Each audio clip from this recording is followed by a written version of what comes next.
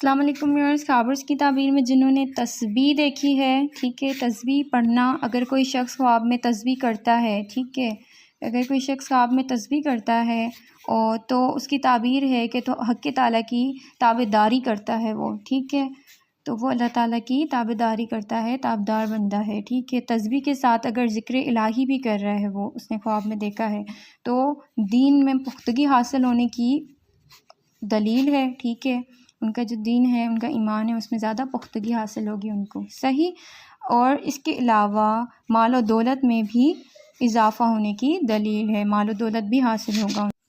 اگر ملک کا سربراہ دیکھے یہی خواب تسبیح کرنے کا، تو ملک جو ہے وہ ترقی کرے گا، ٹھیک ہے، اور وہاں کے جو لوگ ہیں وہ خوشحال ہوں گے، اور تسبیح کا دیکھنا یا خواب میں ہونا نیک